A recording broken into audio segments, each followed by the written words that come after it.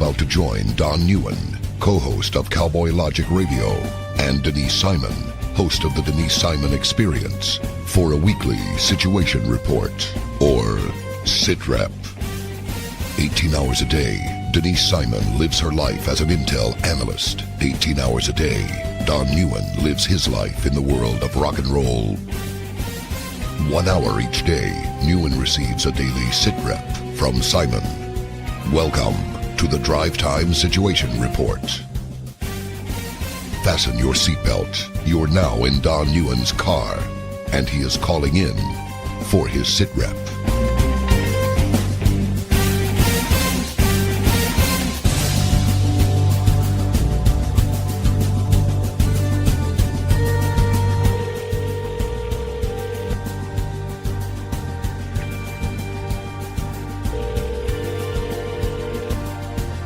Hello. What's up, Denise Simon? Hello, Mr. Don. Did you go to Culver's today? I did not. I am disappointed yet again. Went to Jason's Deli. That's not Culver's, Denise. I don't have a Culver's near me. There's one. You told me there was one in Clearwater. Yeah, but Clearwater's big, okay? Where I was in Clearwater tonight wasn't... Yeah. I don't want to hear it, neither do our listeners. They all agree with me that you need to go to Culver's and you need to take your wonderful husband and enjoy a double butter burger with cheese. Okay. All right.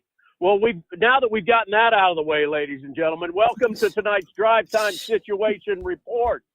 On one end of this conversation is the person that does not go to a Culver's for a butter burger with cheese. That would be Denise Simon.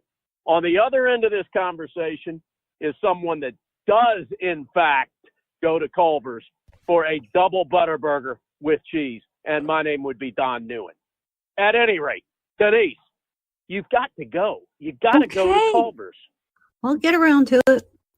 The fries are awesome, and you got to try the cheese curds. All right. Do you know what a cheese curd is? Not from Culver's. Well, a cheese curd is a cheese curd. Okay. There are different manufacturers of cheese curds. Culver's happens to be one. But you do know what a cheese curd is, right? I guess. You want to take a guess for our listeners? Fried cheese. Pretty good. That's exactly what it is. Very good. Ooh, hey, Denise, I'm driving past the water reclamation plant down here at Bolton Road. Oh. Woo! Would you like to take a stab at what that smells like? Probably low tide. Yeah, most certainly. Woo! That one's ripe. Man, it's been a while since I've smelled that, Denise. Usually I would comment on something like that, and I don't think I brought that up on a SITREP lately. Holy moly, Denise. Ah, I'm dying in here. All right. Roll up the window. The windows are up. It's seeped in somehow through the vent. Okay. Now it's in the car. It's got its own personality and its own zip code. That's how bad this is. The time is 8:37 p.m. on the 19th of March in the year of our Lord, 2019. Very well done, despite my distractions. God. Holy cow, Denise, it's still in here. Speaking of holy cows, did you see where that cow got loose and ended up in a Chick-fil-A parking lot? People thought it was a promotion, and it wasn't. Are you serious? I'm serious. Chick-fil-A?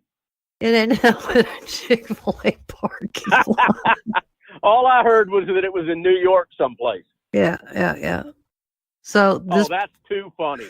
The cow is going to live itself out in a very nice place from now on. There's no slaughter for Elsie. Good to know.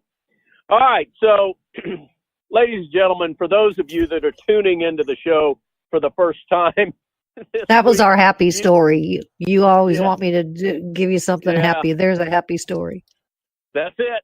Everything else is downhill from here. Right. All right. So at any rate, let me explain what you're listening to, because up to this point, we've been talking about reclamation plant scents and cows that end up in Chick-fil-A parking lots. I am coming to you from my personal vehicle. I'm driving home after a long day at work. I've called in to Denise Simon, who hopefully, and if history is any indication of present day or the future, she will continue to give us a wonderful, cutting-edge SITREP situation report on what happened today. While I was busy working at my career, Denise was busy at her career, which is finding out a plethora, a cacophony of information that she can share with me to help me look more intelligent, which you every time I talk to you, I end up leaving the conversation appearing to be more intelligent than I actually am. So I am grateful to you for that, my dark tanned tennis sister. Okay. I would assume at this point, though, your tan is waning and you need to bone up on that I do. in coming months. I do. And didn't get to play today because of the rain. What color would you say you are right now? Are you like a burnt sienna? No. Darker or lighter? Lighter. Mocha. My feet are white. I always have white feet, though. Well, they always are, because you wear tennis shoes and socks or sockette. All right, Sockettes. but let's get back to your skin tone color. You're lighter than a Cocoa Puff, right? They're pretty dark. Yeah, I'm lighter than a Cocoa Puff. What about like coffee with double cream? Yeah, maybe that. All right, there we go. All right, ladies and gentlemen, just like radio is supposed to do, we have created a theater of the mind. Ugh. All right, what are we going to talk about tonight, Nisi? Brazil. Let's do it. Bring me up to speed. Okay, well, President Bolsonaro visited the White House today. And this was on the heels of a trip that Vice President Pence went to Latin America a couple of months ago. And he made a very specific trip to Brazil. Now, why would he do that? Well, Brazil does border Venezuela. So they obviously did, have some talks with Venezuela and the whole immigration thing. But there was something else that was necessarily going on, and that is because we have essentially signed an agreement with Brazil that we are going to put rockets, a space program, and military in a place called Alcantara. I find this to be actually pretty exciting, personally. Now, I thought you might.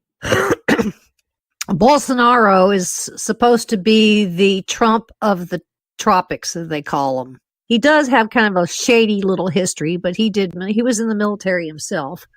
So I'll dismiss his resume up until the point that he has now become president of Brazil, because he has decided that he is going to be probably the second country that will embrace all things United States.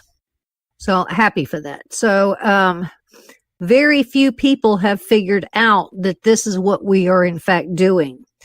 Now, Brazil does have an Air Force base, and at this Air Force base, they do have a launch center because they have actually launched their own satellites and whatnot, and that's fine.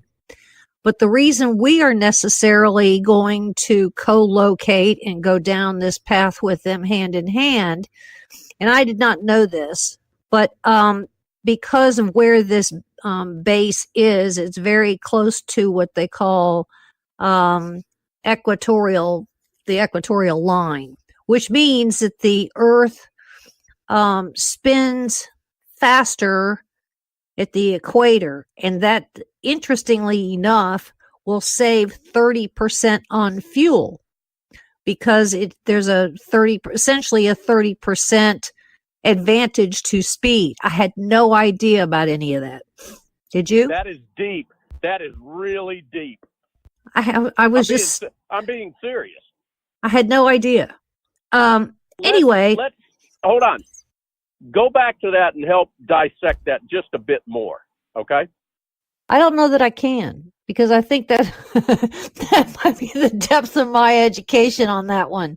They save 30% on fuel. We know that the Earth at its fattest point spins faster because of its fat, at the equator. So somehow, I don't know, it gives a flight speed advantage to whatever takes off. Okay, so you're talking about aircraft fuel and not land-based fuel.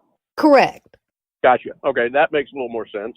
Okay. So, it gets an extra boost to whatever they're launching to reach its orbit, whether it be a rocket, whether it be a satellite, whatever it may be. It gets I don't know if it's up to 30% advantage. Denise, it's okay, because I'll tell you why. I took an elective one time at the University of Tennessee that was in aeronautics physics, and so I get everything you're saying. We can move on. Okay. Cool. Yeah. Are you? Well, anyway, right after Mike Pence's first visit, or his only visit to Brazil, they sent Gerald Mattis down there while he was still on the payroll of the Pentagon, and he actually signed what was called a space situational awareness agreement. Now, what that necessarily has to do, I don't know, except that with Brazil's help, we are going to be tracking other people's satellites, certainly rogue satellites. We're going to collect data on objects in space and debris, if it in fact is debris. Now, right after we did this, or Mattis did this, so now we have Pence and Mattis, we sent Boeing and Lockheed Martin down there. And there's another company called Vector Launch, and they will determine the cost of the payloads. So I find this to be a pretty cool deal if, in fact, we can continue to trust any countries in Latin America. And if we are going down this path, I would say with Bolsonaro having the reputation already as Trump of the tropics, that maybe we can certainly trust him. However, the Brazilian... Hold on. You mentioned a moment ago and I'll use the word that George W. Bush invented, strategery, of this particular location. I would also assume that being that close to the equator, that we would be able to track North Korean satellites a whole lot better coming up from the South Pole. Well, and that's why I said we have a problem rogue. with that. Yeah, that's why I use the word rogue. Now, there are some in the Brazilian military, what is otherwise known as the Brazilian Military High Command. They are necessarily against this ambition because they don't feel that Russia is displaying enough aggressions that our military, would co-locate at Alcantara. I would say maybe that the Brazilian Military High Command needs to read some more memos, because not only is Russia enjoying a wide footprint in Latin America, certainly so is China. So anyway, I'm happy with that little outcome here, and they are looking to, meaning Brazil, is actually looking to put in monies, and with other partners, Boeing, Lockheed Martin, or any of these others, they want it to be around a $300 billion operation there. So, hat tip to all of that, don't you think? Yeah, that's two warm and fuzzy moments, Denise. Can you stand it?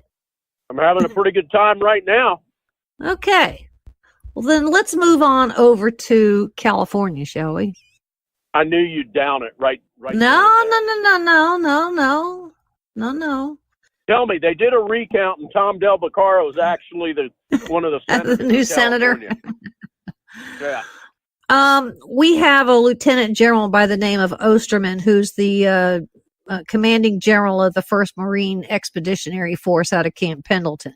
And what's particularly interesting here is that the Marines are creating essentially a new exercise called Exercise Pacific Blitz. Now, what it's doing, fascinatingly enough, is it's kind of a exercise that is taking us away from the whole terrorism and counterterrorism paradigm and putting us back into what we would necessarily say would be preparing for peer-to-peer competitors. Peer-to-peer, which necessarily could be land-based or air-to-land. So in this, we're going to be using all kinds of assets, including Navy ships, landing craft, CH-53 helicopters, V-22 Ospreys, F-35s, and what are called HIMARS, which is a high mobility artillery rocket system. I'm not sure I know what all that last part is, but it tells me, I think this tells me, and I need for you to see if you would necessarily agree, that we have been in a war on terrorism for, 18, 19 years. I think we got that one pretty much down to a science, especially if we're necessarily wrapping things up in Syria. But if we have to go into some kind of a conflict with Russia or Iran or China, it would be a very different kind of fight. Would you agree? I would agree, and I agree with where you're going on this. Absolutely. So what we're going to necessarily do is test all of these other little things that we don't necessarily use in a terror war. It would be very different than what we've done in Syria and Iraq and Afghanistan. We'll have aerial vehicles and, there will be some artillery, but the artillery would be launched from a, different perspective. We also got to use GPS. We have to do countermeasures on communications that seem to get jammed, which Norway just proved that during the last exercise that we did with Europe, that Russia jammed our GPS. And that came from Norway, not us. Reconnaissance and those kinds of things. So these are kind of things that we haven't had to deal with in fighting the Taliban, because we're not dealing with satellites and, GPS jamming. Now, is this on both an offensive and a defensive posture? It appears to be, and that's what's fun, I think, about this is that I don't, obviously the Navy carries the Marines, so there'll be a Navy component, but there won't necessarily be an Air Force or an Army component. It is really the Navy and the Marines, which almost takes us back to, the end of World War II and or Korea, doesn't it? Exactly. Wonder what they're anticipating with that type of a focus. Well, when you look at Russia and you look at China, they may have some technologies that are equivalent to ours, and we're always supposed to have a 10-year advantage. But what they do have more than we do are bodies that are expendable. Yep. Especially China. Yes. The ones in Russia are just drunk, so they're easy targets. So it could be that they're looking at the size of all of that and how they would take a war on terrorism and kind of go back to almost guerrilla tactics, right? Yeah. That's interesting. That's very interesting. Hey, ladies and gentlemen, if you've just jumped into the mix here, you're listening to the Drive Time SITREP with Denise Simon. on one end of this confab, and my name is Don Neuen. I'm on the other. I am barreling down I-20 headed west on my way home tonight. Denise will timestamp the show again for us. We always have fun when she does that, so that you know when this show's taking place. And quite honestly, the reason we do that is to bring credibility to the information that Denise is sharing with us. A lot of times, she's ahead of the curve. And if we timestamp the show and you believe that to be the truth when she says it, then you can actually understand how sometimes far ahead of the curve she is. At any rate, Denise, why don't you timestamp it? We've got a couple of minutes here, and I don't know before we have to go to the break. Actually, I'm looking, it's a little over 3 minutes. Before we go to the break, if you don't mind, give the listeners an idea who you're talking to Thursday night at 9 p.m. on the Denise Simon Experience. So gather that. If you don't have it in front of you, we can do it when we come back. I do. But timestamp it for those that have just jumped in. All right. Well, it's 8:55 p.m. on the 19th of March, 2019. For my show this Thursday, I have Hans von Spakovsky, who is one of the former Department of Justice lawyers under the Bush administration, and he is now working for Heritage Foundation. We had quite the conversation, if you will, dealing with Nancy Pelosi's H.R. 1 that we spoke about last week, and how on its face, without even having to take it to court, we all know that it is unconstitutional.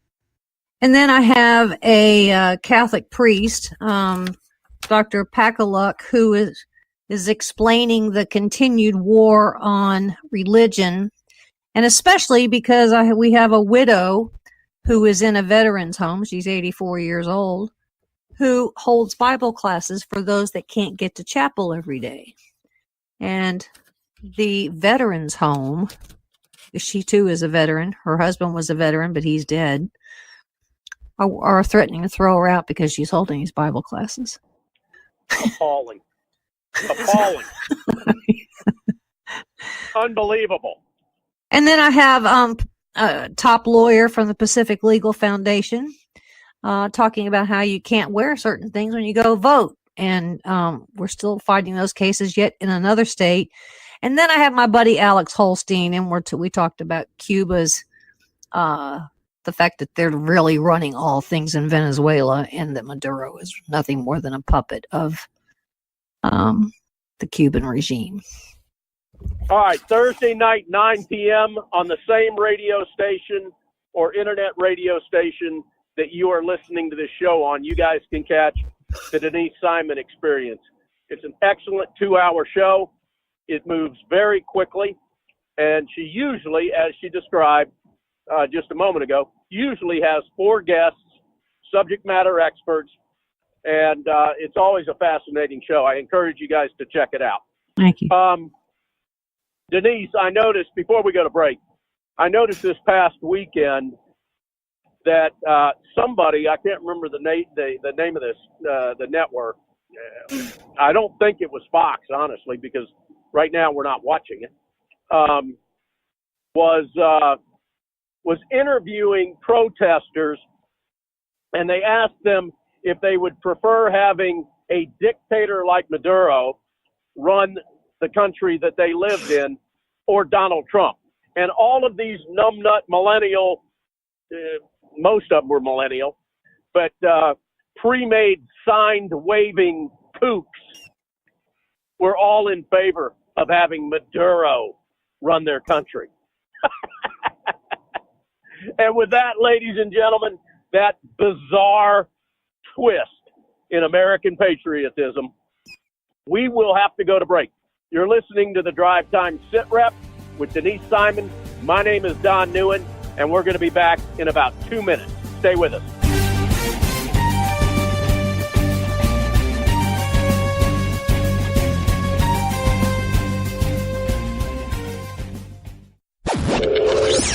Check us out on the web at cowboylogic.us.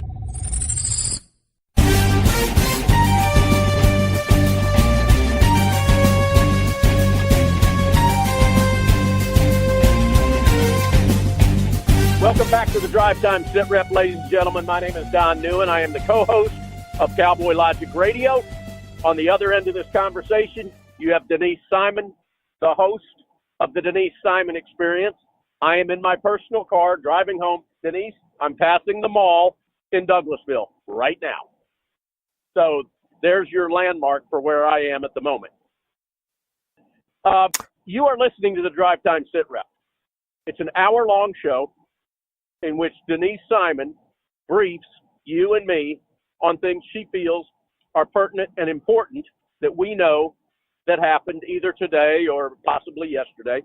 Information that she's been gathering that she's stored away to share with us on this recorded Drive Time SITREP. So, Denise, where do you want to pick up? You want to pick up with all the people that want Maduro for their president?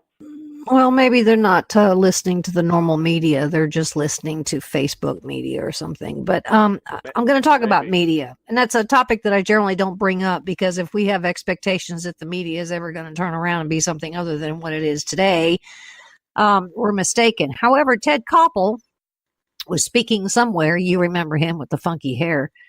And he actually made a statement that the New York Times and the Washington Post have taken they're not clearly the newspapers of history, and that they have clearly determined that they will do everything they can to destroy Donald Trump. He admitted it. I wrote an article yesterday, and I compared U.S. media to Joseph Goebbels. You remember who Joseph Goebbels was? I do. For the sake of the young ones that are out there that may not, he was the minister of propaganda for Nazi Germany under Hitler. And he had that job for, 15 years or so. And the job was defined as only to present favorable stories for a positive image for the Hitler for Hitler in the Third Reich, and to spread hate of Jews or anybody else that were non-Aryan. And he used all the tools. Now get this is important. He used radio, he used literature, music, textbooks, posters, newspapers, and theater. He was also the one that was burning books. Remember that one? Yeah, sounds like the antiquated version in some aspects of what's exactly going on now. Well, and that's the reason I mentioned those things, because we know that the textbooks in our school system leave an awful lot to be desired, and I don't think enough people, certainly out of the Department of Education, have taken a harder stance on the textbooks now that are necessarily in electronic form. We're not even necessarily printing them anymore. We're not challenging the content of those textbooks. We know from music, we know from newspapers, and we know from television that we're really getting propaganda. I get emails every day from the Washington Post. And theater, Denise. Sure. It's still there. I get emails every day from the Washington Post and the New York Times. And I do it because I want to see what their headlines are. I don't read the articles, but I almost don't need to, because regardless of what happens around the world, it's Trump's fault. Yeah. And I mean, isn't that amazing? I mean, he is considered the most powerful man in the world, or person in the world. But isn't it amazing that everything that happens is his fault? Well, and I call, the media is the same thing as these Marxist activist groups that we have, that are run around the country. And they're all pounding to the same drumbeat. Beto O'Rourke and Ocasio-Cortez and Kamala Harris, they're all, Elizabeth Warren, they're all pro-socialists. They're all out there saying, oh, no, we're not. Well, yeah, they are, because now we're calling them on it. And they're trying to push that away. But they are. And if you do read the article, and even I've noticed Reuters tends to do this too, they give you the meat and bones of the first, 2 or 3 paragraphs. But if you keep reading, they interject something on where Trump fits into the picture. And even if he didn't fit in, they put him in there anyway. And so I compared U.S. media to what the minister Joseph Goebbels was doing during the Nazi regime. Now, that might be overstating it, but I decided to kind of go look at Mr. Goebbels, and I decided, no, I don't think it is overstating it. I think it's time that we start making that comparison. And here's the reason why, and this got very little play. Reuters actually had to report on Reuters because one particular journalist over at Reuters had done an interview going back all the way to, I don't know, middle part of 2017, where Beto O'Rourke actually necessarily committed a handful of felonies. And he wrote some kind of very bizarre story and made some reference in the story about his butt and a couple other weird things, and that he was also part of a hacking organization that really did damage and did hack. So when they interviewed O'Rourke, they went back, whoever this journalist is, and went back to O'Rourke. O'Rourke's like, yeah, I'm good with it, but I'll tell you what, I'm about to run for U.S. Senate against Ted Cruz. So can you hold off on publishing this article until after the race? So Beto actually asked them to do that. We can only assume that because there was an accommodation there. That's admitted. And so the journalist said yes. So now we're finding out that Reuters did run the story. That's how we know that Beto had a problem with this weird thing with his butt, and and he was in this hacking group. And so we have a tweet from with his butt. I didn't know anything about that. Oh yeah, I can't even go into. I don't even think I can say it on radio. Oh well, then don't, because I had to bleep me out last week. Okay, so the other day, Ted Cruz actually sends out a tweet 3 days ago, and the tweet says, it reads, so Reuters had evidence in 2017 that Beto may have committed multiple felonies, which Beto confirmed on the record, but deliberately withheld the story for over a year to help him win the Senate race. But when he's running against Bernie, etc., now it's news. And the title of the story, when Reuters finally printed it, the title is Backstory: How Reuters Uncovered Beto O'Rourke's Teenage Hacking. Didn't say anything about his butt. Okay? Yeah. Now, so Reuters reported on Reuters, if you understand what I'm saying. I do. So they obviously withheld the story, and it came out just before his announcement to run for president. And during the weekend, right after he made his announcement to run for to the Oval Office, he raises $6.1 million in the first 24 hours of his campaign.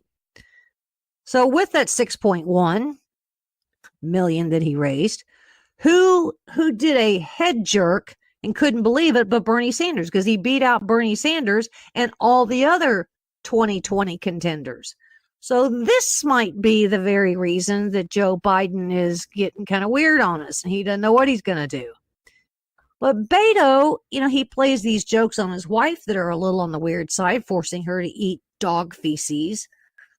And he goes into a campaign place in some restaurant, and he's walking the counter where people, were supposed to be eating or were food served.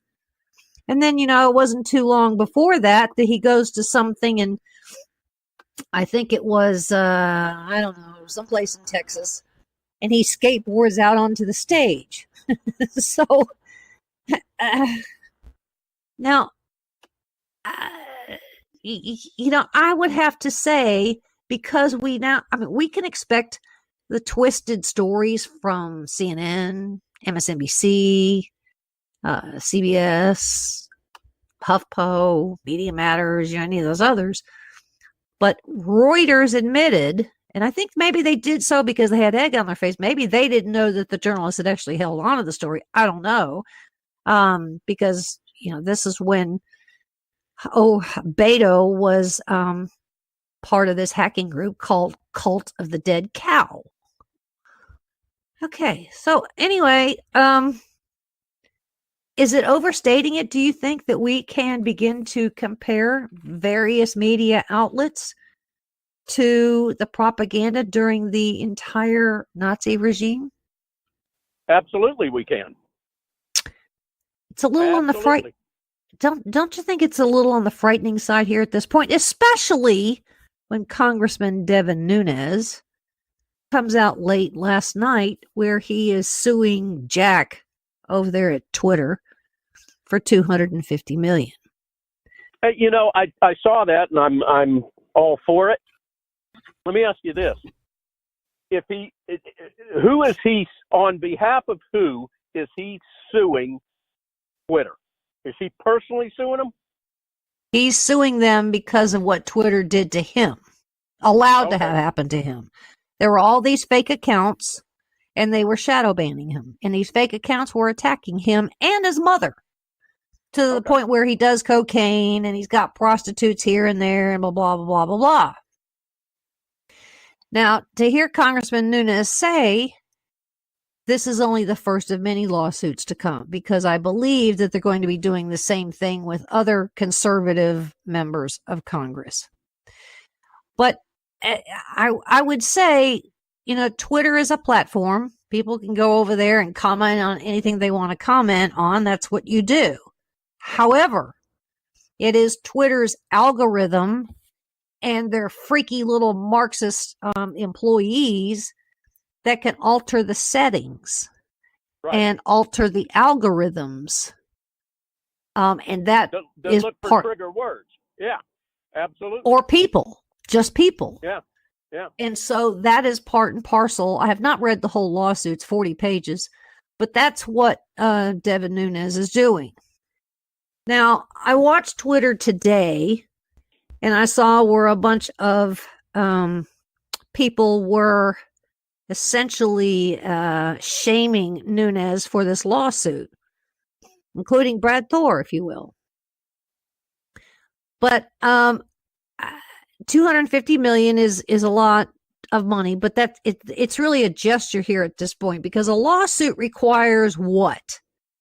And I don't think he wants to win. I don't even think he wants $250 million. He wants what is required in a lawsuit, and that is discovery. And he wants Jack over there at Twitter to cough up the truth on shadow banning, how long it's been going on, their algorithms, who they block, who they alter, who they trigger, and that's the new word, trigger. Yep. And I think that's really what he truly is after. What do you think? I would agree, because Twitter's worst nightmare is going to be discovery. Well, and that's my thought. And I would also say the same for Facebook. Now, our little buddy over there at Facebook has been before several different committees in the House and maybe Senate. I don't know. I can't keep up anymore. It doesn't matter. But he hasn't had to provide any discovery when he comes in front of them. Well, that's it. And he and Cheryl have made some admissions and that they're going to do better. But I still see people going to Facebook jail. And I still see people complaining about all things Facebook. And I think the longer there's some scrutiny on this, we're finding out more and more and more.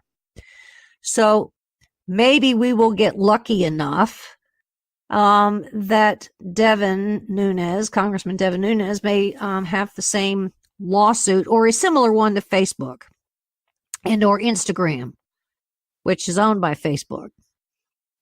Now, wouldn't it be amazing, Denise? Wouldn't it be amazing? And I brought this up a couple of weeks ago. I can't remember if I brought it up to you or to Donna. And it was a wish list where it was more of a wish and a desire than actually thinking that anything like this could ever happen in my wildest dreams. But wouldn't it be wild if Nunes and other conservative figures / politicians were to sue some of these social media organizations for exactly what they're doing, ending up reaching a settlement? And let's just say that it's, between 3 lawsuits that we end up seeing a judgment handed down for, I don't know, say $330 million, $110 million per lawsuit. And wouldn't it be awesome if Nunes then said, you know what, the recipients of these lawsuits need to be every man, woman, and child in the United States of America? Wouldn't that be cool, Denise? And all of a sudden, each one of us receives the redistribution of wealth from these social media outlets to the tune of $1 million per citizen of the United States. Tell me how that might make your weekend. I'm not an advocate for taking down and destroying and or imploding Facebook or Twitter. I'm not either. I am an advocate for it to be what it was originally supposed to be, and that was a platform for what is otherwise known as the human connection. Okay? All for that. And as a consequence, I think that they're and when they have these hearings where Facebook shows up or, whoever else shows up, we still can't seem to get anybody in Congress to determine or put forth any kind of legislation for intervening in all things social media or some things social media. I don't want government necessarily doing this, but, should there be some do's and don'ts? Maybe so. Should there be some regulation? Maybe so. Should they be, we're calling them social media. I don't know why we put social in there, but should we deem those platforms or any other similar platforms to be media? If we do, then that may change the game altogether. Do we make them a utility? Do you know what I'm saying? I mean, we need to really kind of get down to where we think we might have a cure or a fix to Twitter and Facebook. What say you? What say me is that I agree with you, but I'm kind of more in favor of my $330 million judgment that gets equally distributed among every man, woman, and child in the United States, because I most certainly could use $1 million.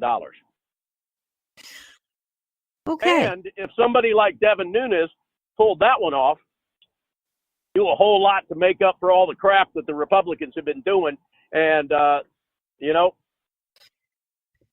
voters might just go to the poll and vote Republican if you give them $1 million each. Well, we have a problem, and I don't think that, Trump has handled it, with any real grace. But, I mean, we clearly do have a problem with media. And you know me, I've come to expect a lot of the way the media behaves. But it's gotten to the point now where you almost have to take a Prozac to spend 4 seconds when you've got the click in your hand and you're running channels and you got to go to 4 seconds on CNN. You really need a Prozac for that 4 seconds. Yeah, no. And the same thing with, the Washington Post or the New York Times. I mean, it's just, I every time I get an email from them, I just want to go, aren't you guys tired of this? I mean, is it an interesting thing? I have Fox on all day long, but I keep it on mute because I don't necessarily want Fox to tell me what to think. I want to just know, hear the topic and I'll go figure it out myself. But they did something kind of fun this morning. And that was that they brought in a guy that has these diner restaurants. And they virtually set up a 50s diner restaurant out on the plaza. And they had the servers and their roller skates. And they were doing the breakfast and the malts and the shakes and all these kinds of things. They set up the tables and so forth, and anybody that wanted to come in and sit down, fine. Okay. And then the Fox and Friends, hosts were there, and a couple other people from Fox, and then a couple of guests like Dan Bongino. And so, they came and they were all commiserating with, the people that showed up. Now, I will tell you, I listened to a little bit of it, but it was also a happy time, if you understand what I'm saying. It was a human connection. They were reaching out to just basic citizens who drove in to the city from Long Island. People happened to be visiting from Florida. They went by the Fox studios and they, joined in on the festivities on the plaza. And I was really struck by the notion that you would never see that kind of laughter and fun that Fox was imparting, not only with people right there, but certainly on the air. You'd never see that on CNN or MSNBC, would you? No. Now people are very upset. And the reason you like that is the same reason that Donna and I turn the news off at night and watch this network called Me TV. To be able to go back when times were much more pleasant, simple, more simple, more congeal. There were more manners, and you could watch TV without freaking out.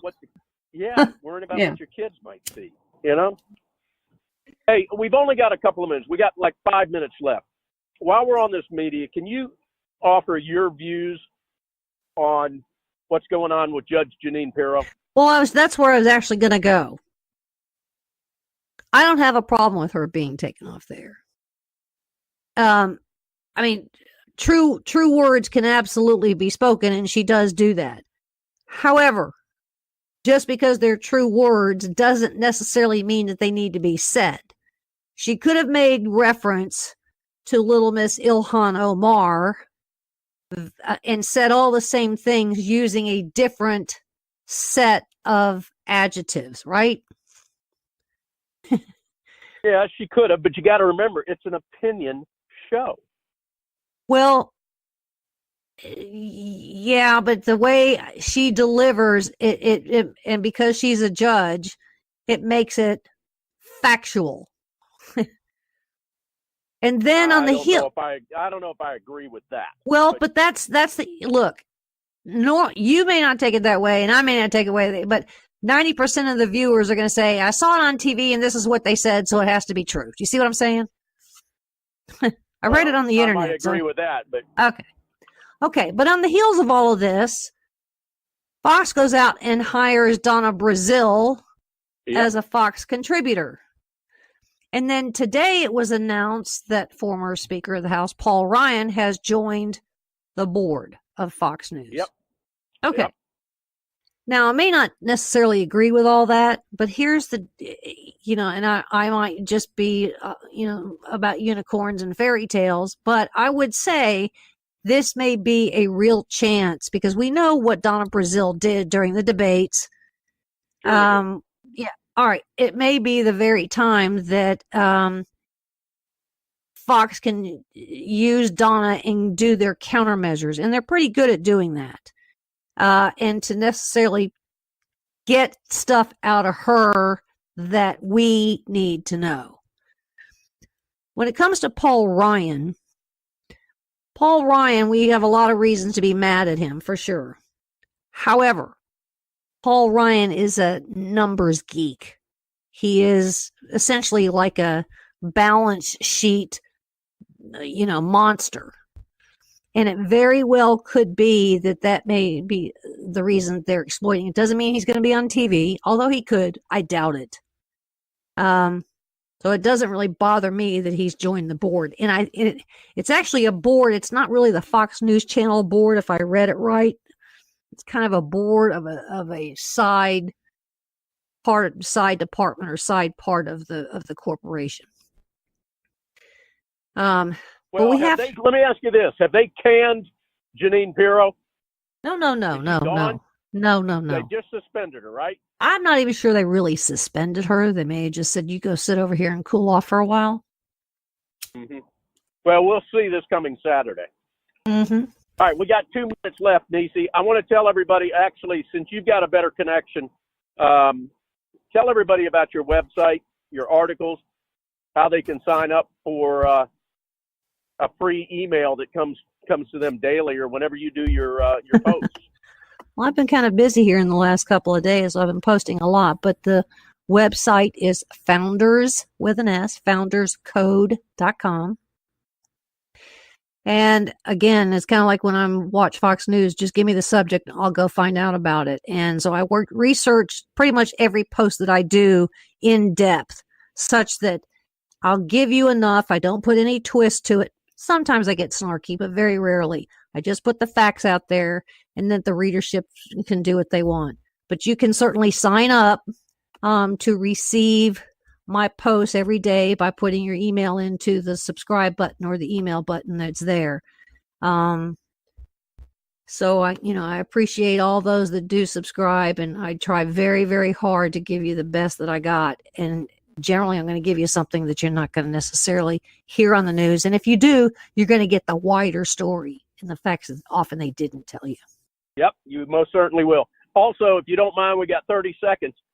Give an email out that you don't mind giving out over the air where our listeners can email you with maybe certain subjects or topics or things they've I heard do about get that those they'd from like time to really time. Yeah. They can email me through the website, but the email is founderscode@gmail.com. So I probably get, one or two a day that are, people want to tell me something or report something or thank me for something. And I do respond. I do kind of give them the directions if they're looking for some kind of help on a news item. So I work very hard to, reach out and appreciate those that reach out to me. All right, ladies and gentlemen, we've got to wrap it up. You've been listening to the Drive Time SITREP with the stellar Denise Simon. I'm just along for the ride, and my name is Don Neuen. Please check out each one of our shows, the Denise Simon Experience, Thursday, 9 o'clock p.m. Eastern, and Cowboy Logic Radio. You can find us over there at cowboylogic.us. We come on the air first time each week, Tuesday nights, 9 p.m. Eastern. Denise, you got to take us home. Thanks for listening, and God bless America.